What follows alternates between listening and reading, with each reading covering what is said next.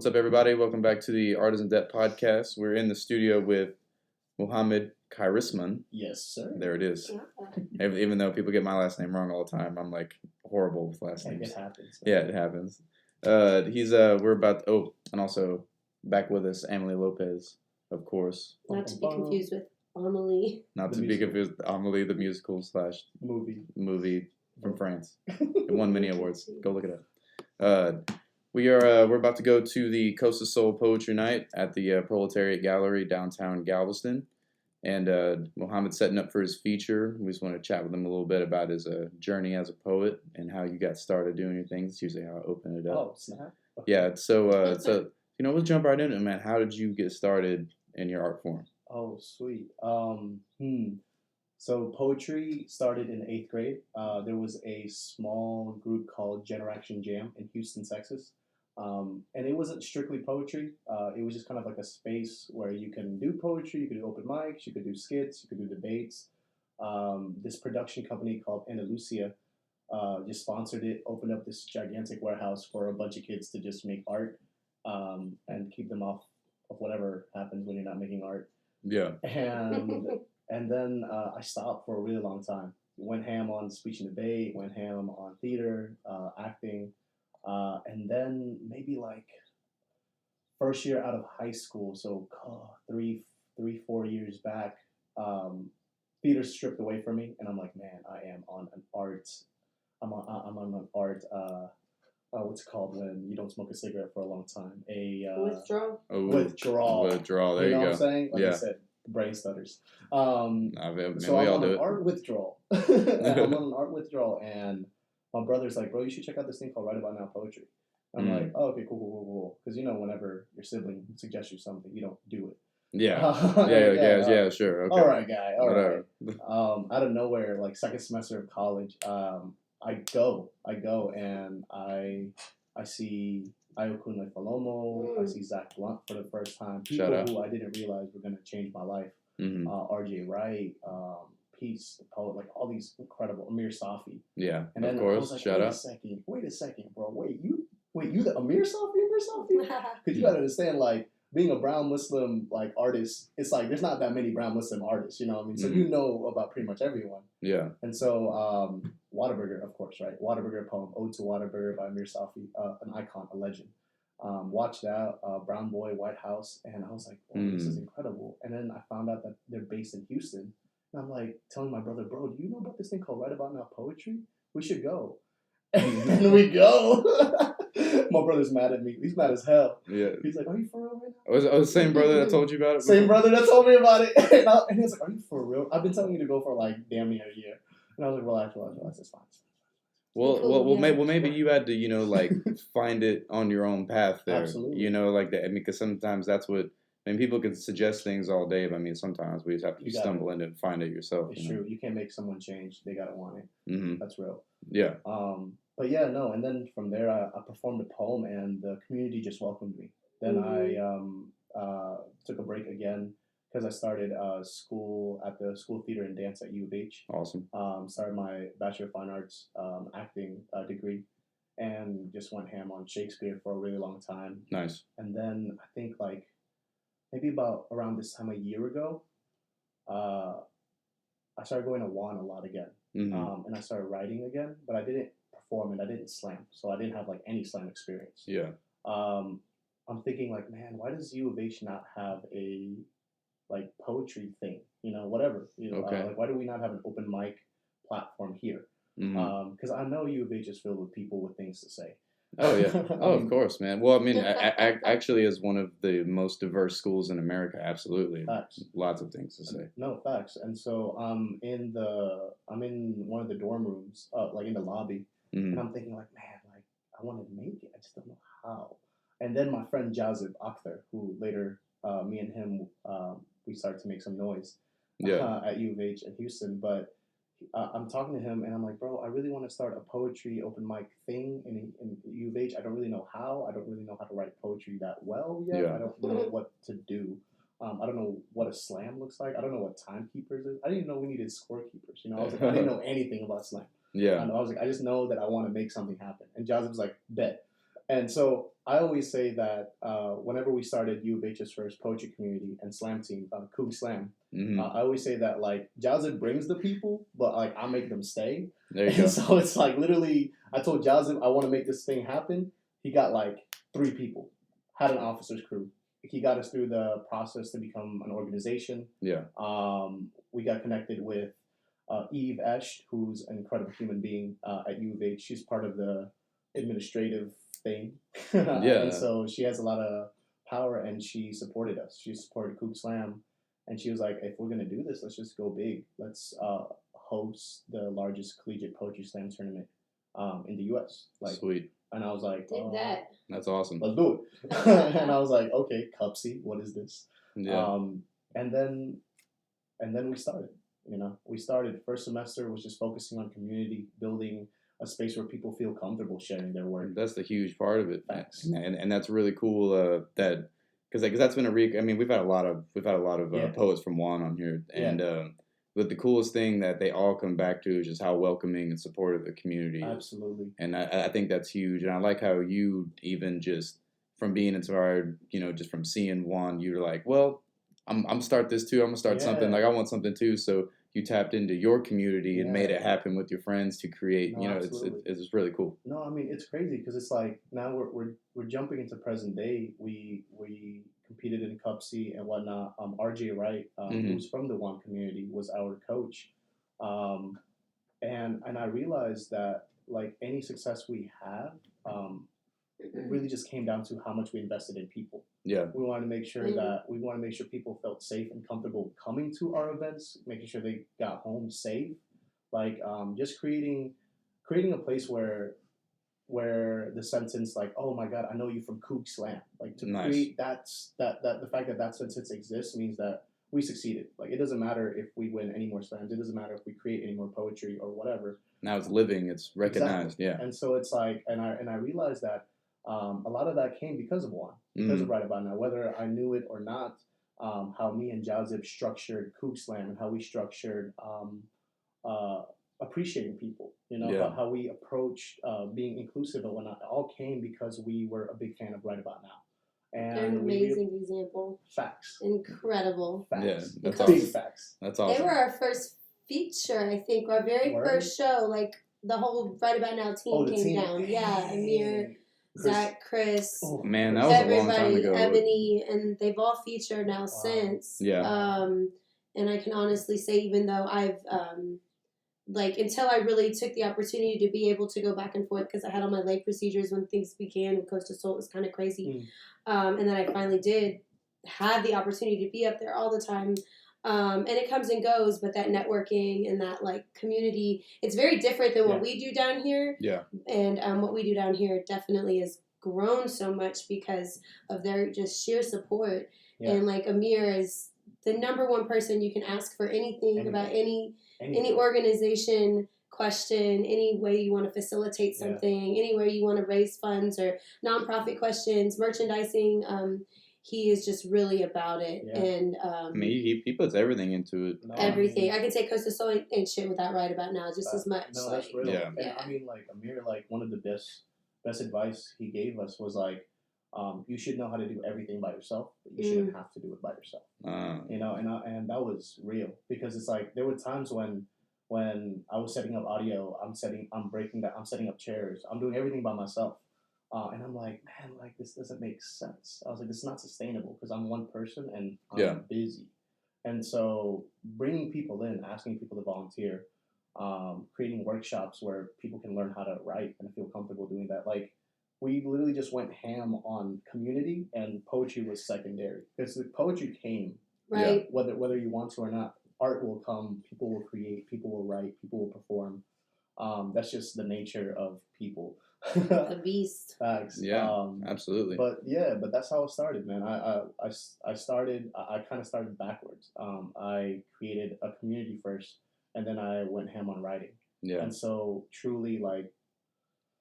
Doing poetry and slamming, maybe like I've been doing it for like a year. Yeah. But I've always I have like a performance background. I've been an actor for however long now. And the poetry, I don't know, man. Poetry does something different. You know what I mean? Absolutely. Yeah, it's something different about writing your words, your stories, your piece truth. of you. Yeah, Well, piece of you. well, what's pretty cool because what I've noticed from it. I mean, I've only done like one small thing in high school. You know, because but shout out Cloud Style. He's been a feature as well at the moment. It's Real Cloud. Yeah. I'm trying to get him to come to Juan for a while. I know. Yeah, he's never been, and I'm like, dude, like I've taken him to Avant before. It's crazy. I mean, like, it's the best place to be on a Wednesday night if you facts. Yeah, absolutely. Well, I mean, because Wavy Wednesday is right after. Yeah. I love Avant Garde for Wavy Wednesday. Switches out. But the coolest thing I've noticed about it though, especially in the realms of since you were acting as well, you get to play yourself as a character. Yeah. And that's what I've noticed is really cool. So like you get to put on this persona and put on these words and put on these things, but you're still yourself. Yeah. But you're playing you as a character of you. It's pretty cool. No, like I've always had a lot of respect for that because it's because I mean like my main expression I like to do for performance is like I play drums, so that's what I love to do. But whenever you're in there, like I feel it because you tap into a different part of yourself. Absolutely. And it's crazy. I'm literally just I've been thinking about this past year, and I realized that like so much of my writing could not have existed if I am not going through my acting training right now. Yeah. Because so much of my acting training is literally training to learn how to just be yourself, like how to be more you, how to be more yourself honestly. Because I think and poetry challenges us to do the same thing. Yeah, being comfortable in your own skin, or you're not gonna be your best. No, not at all. It's like because you can write crazy flowy words and be an incredible, exceptional writer. Yeah. But if you're not saying anything that's real, anything that's true, anything that's meaningful, yourself, it doesn't connect. There's for some reason. I feel like everyone has a. Wait, am I allowed to curse in this? Oh, absolutely. Okay, word. I was like, I was trying so hard not to, bro. But like, I feel like human beings have like a bullshit meter. You know what I mean? Oh yeah. It's with anything. Facts. People just have bullshit meter. If you are a fake person, like people will feel that shit. Eventually, sooner or later. Basically, it's really apparent in poetry though. Like you can tell when someone's trying really hard for a style that's not necessarily themselves, and because you go like I feel like I go through it. Yeah. With each piece, you're like, that's me. That's not really me. Can I make this me? Yeah. And because poetry is so vulnerable. Yeah. So just on the tip of everybody's tongue, like right there, you can't.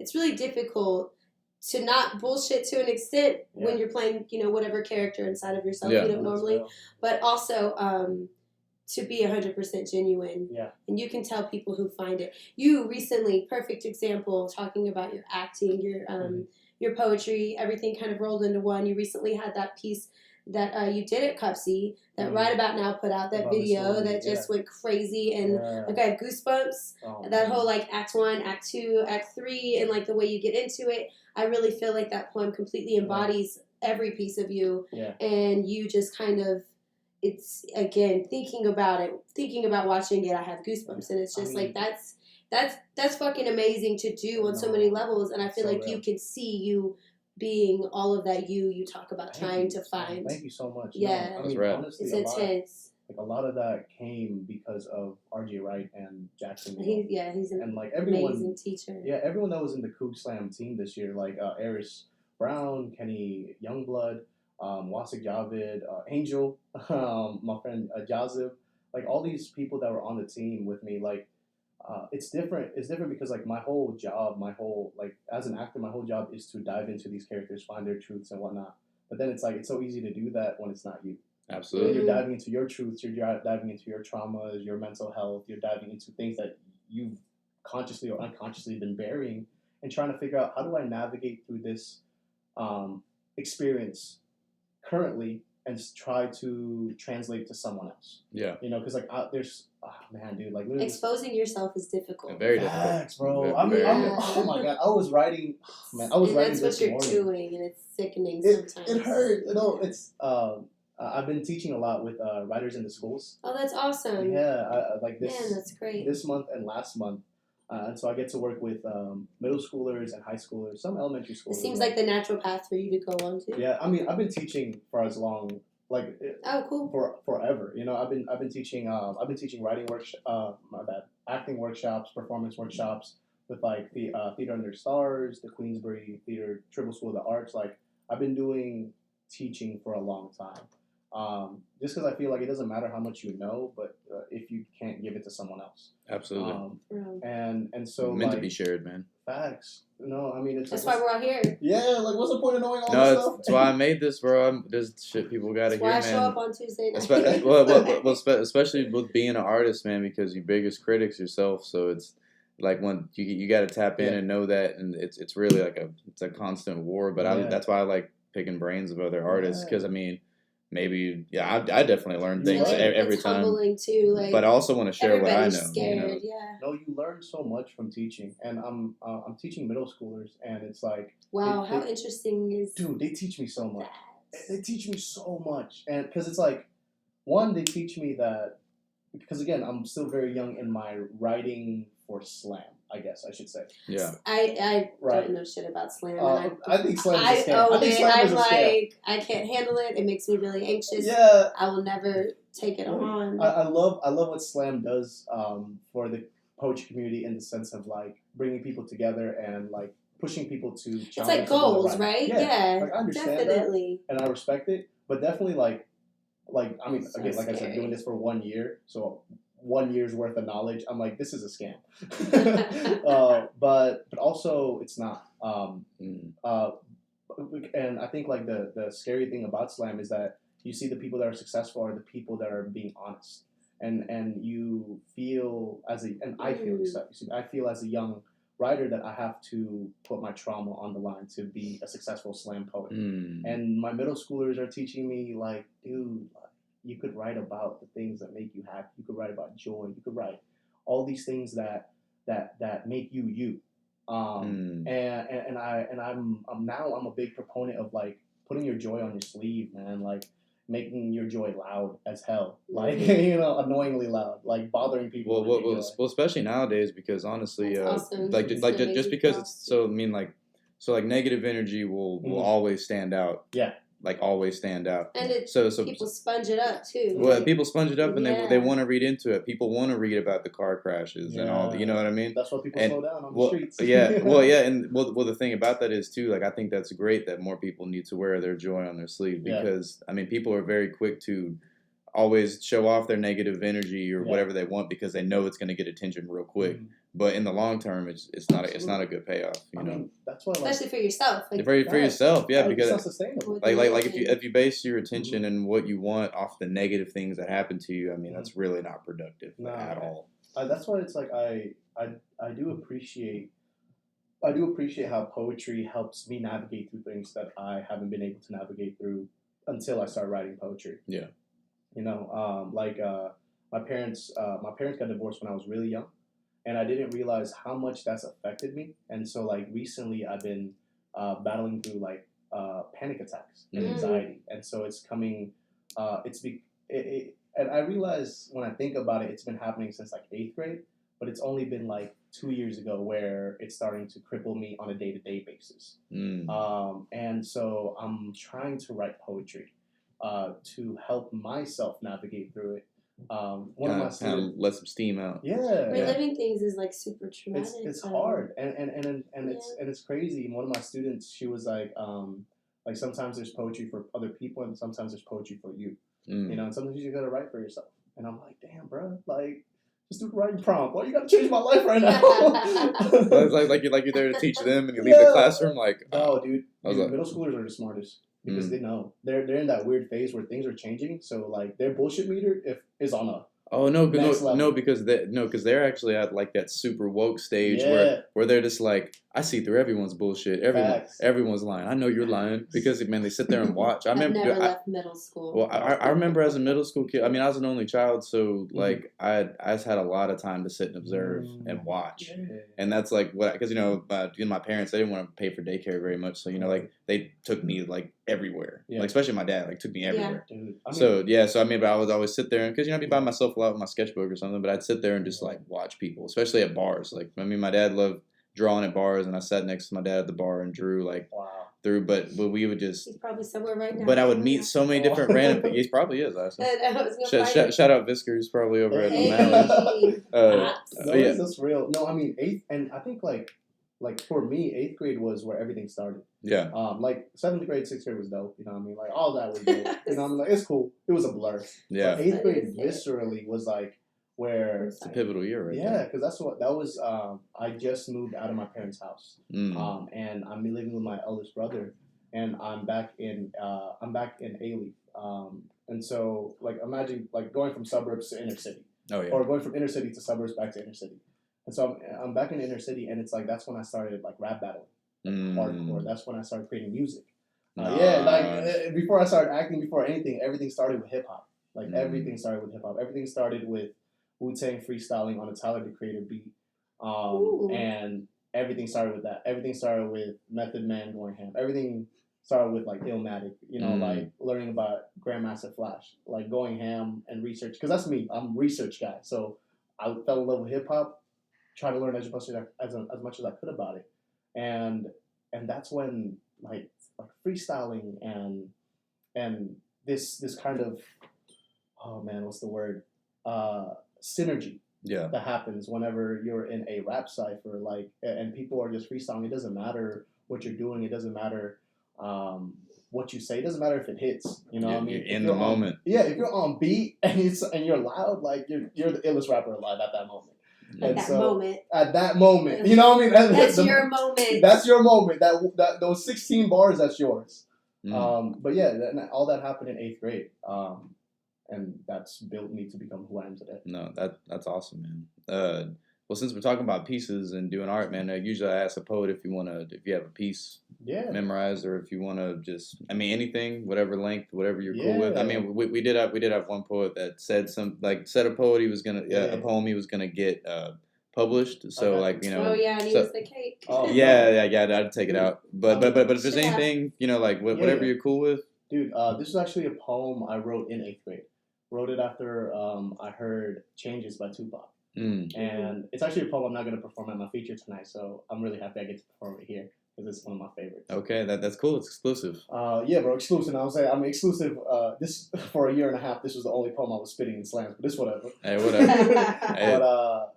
But you got your favorite sword? It's okay. Yeah. Man, it's a rusty sword now. I'm trying to think. So Changes. I came to make a new definition of life in my own rendition. Because life got me missing the glisten and wishing for more vision. Because the boys in my day and age will sacrifice their futures for a pair of shoes. I'm left like Steve when he left because he's clearly left with no clues. Got me feeling the blues. And that's shout outs to Blues Clues before Facebook and YouTube. Back when thinking outside the box was about solving a Rubik's Cube. And your frustration, man, I feel it too. We all want to break, but life don't come with interludes. Because in the grand scheme of things, is money really the issue? Because the money only holds power because of our own misuse. Its elevated mantle has dismantled our consciousness relevance, in turn creating a world where the people that hold the most power are dead presidents. How can we expect to be given some change when we can't even spare some change to give? Because working your whole life for a paycheck just isn't the way to live. And I've seen the struggle from the bottom to the top. I've seen talented people wasted because they too worried about getting shot because the system got us locked in a box. It's time to pop the top because it's right there in our faces. We're just not grabbing the winning slot. And if that's a lot to munch on, well then they can leave the table because success doesn't come magically like in fairy tales and fables. That's why our mind enables us to do more than we thought capable. So go ahead, wake up today. Face all of your obstacles, because even the impossible is spelled like, man, I'm possible. Got me asking, what's the sitch like my name was Kim Possible? Bro, 8th grade Muhammad thought that was the illest bars of all time. But to this day, man, like, even though my work has grown from there, it's like, that piece stays with me. Yeah. And that was like my first piece. Man, you wrote that in 8th grade, man? Yeah. Bro. Damn. Dude, easiest way to get good at writing is to get clowned on in a rap battle, bro. Oh, yeah. That's all I'm saying. No, I'm about to say, man, getting flamed up in front of everybody is going to literally light a fire under your ass like you don't believe, man. Like, you're going to be like, okay, all right, then I'm going to come back. That rematch, you ready, bro. Yeah. Ready, bro. I was like, what you going to be, man? You going to say I'm Asian? Oh, I'm ready, bro. All right. No, I mean that's how it is. I mean that's what made me want to pursue. I mean what I do. I mean because I draw monster faces and designs on fucking everything. So, but like all throughout school, it's like why you draw faces all the time? Why you do this all the time? Why you do this? I'm just like you know what? If you keep telling me, I'm I'm gonna gonna keep doing it. Because the biggest thing is like, why do you put teeth on everything? And I'm like, you're making me want to make like a bouquet of teeth flowers, and I'm just gonna deliver it to you. Yo, small fact. I never told anyone this actually, because I don't want him to get a big head. It's about my brother. It's about my brother that told me about Iman. Huh. So he was he pencil tapped like hella through it. Like the beats, all the beats. Beats. Like this man, like lunch tables. If there's a crowd, it's him. But like I started pencil tapping, and he's like, "Bro, you can't pencil tap, bro. You're trash." Oh, so I went ham, bro. But literally, if I had never started pencil tapping, I would have never learned to beatbox, and I would have never started being invited to rap battles to beatbox, and I would never started rapping. I would never started performing. I would never started acting. Never started.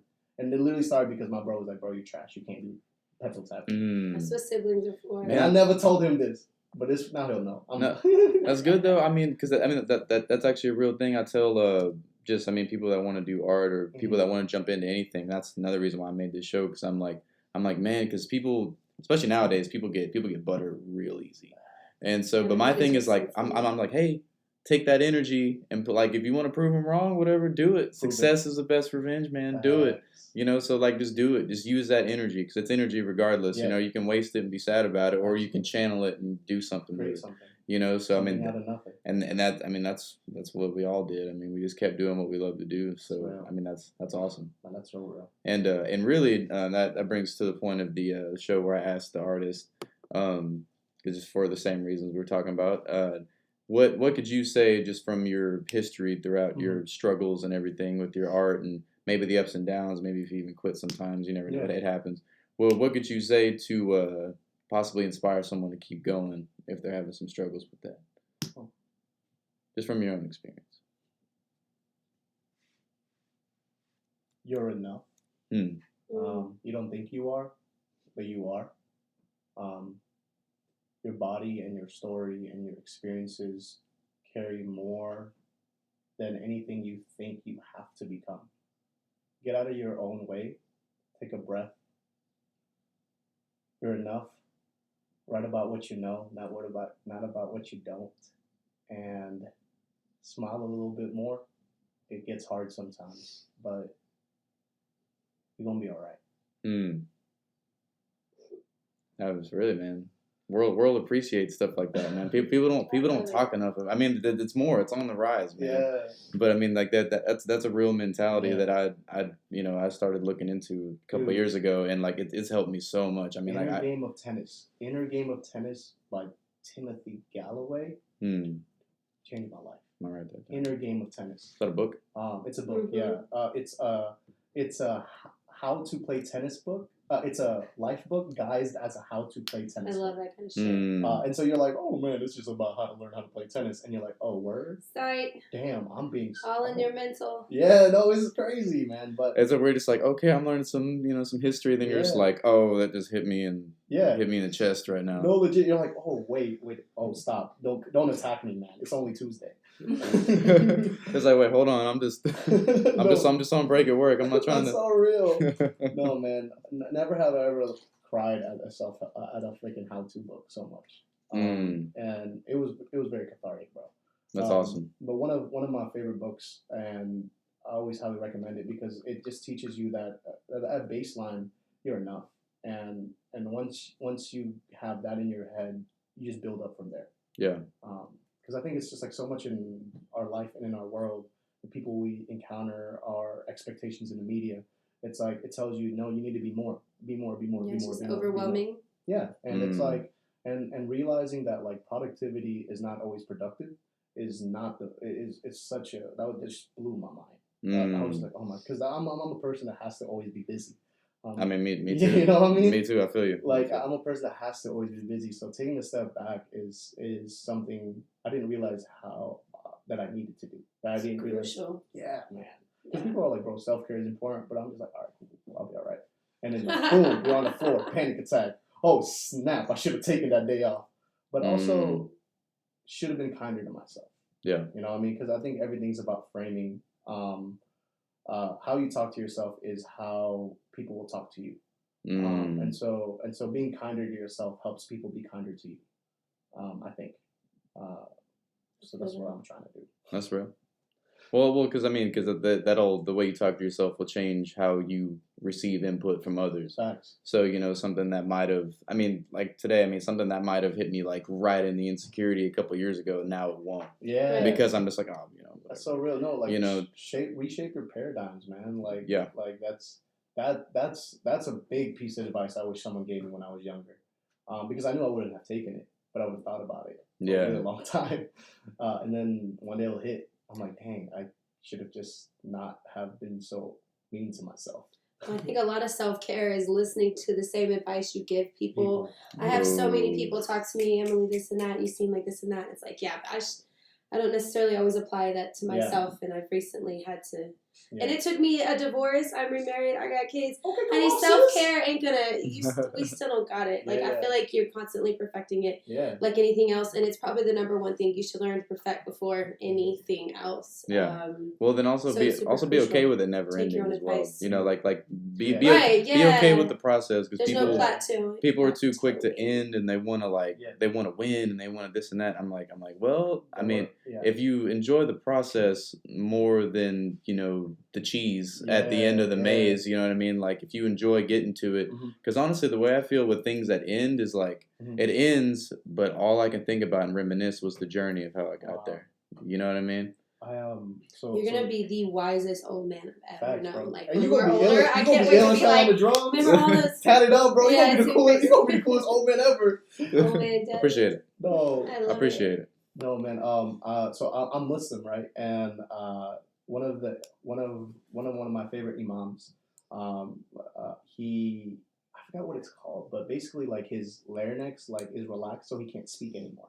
Okay. And he's an orator by trade, and so it's like he can't make money, he can't do anything because he can't speak very well anymore. And so one of his jobs, he goes to like halfway houses and talk to prisoners talk to convicts that are transitioning back into normal civilization, and he's talking with this one guy, and my imam's asking him, he's like, why are you always so happy? Why are you always so happy? And he said sometimes you just gotta learn to love the lows. And I don't know why, man, but I heard that like a year ago, and I'm just like, damn, that's great. Changed my life. That's bro. great. Perspective will just sometimes you gotta learn to love the lows, man. Really do. Because it's so easy to enjoy it when you're shining, when you're thriving. It's so easy to enjoy it. But it's like the grime, the messy, ugly, broke part of your life. Like that's the part that you pull from. Oh yeah, that's where it comes from. That's what makes your accomplishment an accomplishment. Because if you didn't come from if you didn't struggle to get there, what did you accomplish? Yeah. I gotta work on my sayings. Yeah. Everybody's just got so many of them. Bro, and I just say some regular ass shit. No, man. I'm coming back, y'all. I grew up with two older brothers and they were all, they just speak. They just talk. That's all they do. They talk. And so knowledge. Growing up, I just drop in knowledge. I'm just trying to pick it up as much as I can.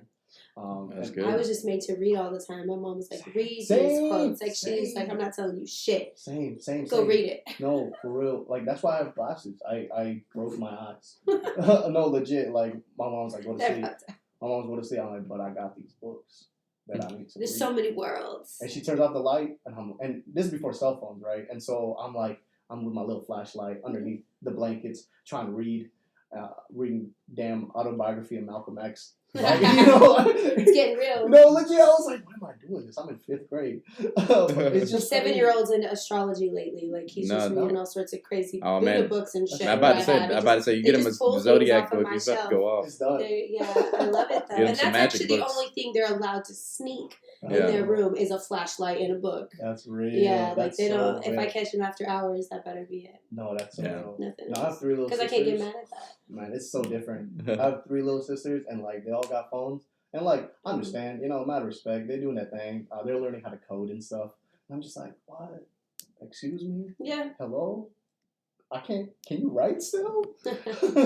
Cursive just actually isn't even really taught that much anymore. Well, it's really not. That's what we say at the quill shop all the time. Like whenever white quill pens still. No, but the thing, the most reoccurring. They kill with that quill shop. No, like, they Fest do. and stuff. Yeah. But like You said that people buy quills still. But I'm curious why we're talking about cursive. No, but the cursive, a lot of people that come into the quill shop, especially at Ren Fair or anything, like, so Julie, my stepmom, we have this joke. We keep a tally of how many times people say, man, they don't even teach cursive in school anymore. The quill buying people. Or they're like, oh, they're like, this is a lost art now. Oh my god. And I'm like, and we're sitting there. I'm like, I mean, look, you're right at the same time, but I was like, have you seen the other shit people are doing? I was like, because nowadays, I mean, if you want to learn some cursive, you look it up online. Facts. And honestly, if you want your kids to learn cursive, teach them cursive. Facts. The school's there to supplement, but all of a sudden, I'm wondering what did I ever do with it? Knowledge, dude. I'm gonna be real. Like cursive. Yeah. Cursive was one of those things, bro. Yeah. Almost everything I have to do is printed anyway. Indonesia, like, exclusively cursive. When I was in school there, if you turned in a paper that wasn't in cursive, you got a 0. And I was like, no translating, bro. And it sucked because I was born in Indonesia, and Indonesian was my first language. Moved to America, have to learn this whole ass another language, English. And so now I'm translating stuff from Indonesian to English to try to learn. Moved back to Indonesia. Now I'm doing it in reverse. Now I speak English really well. Don't speak Indonesian. And they're like, really well. don't do that. And I'm just like, what do you want from me? I am trying my best.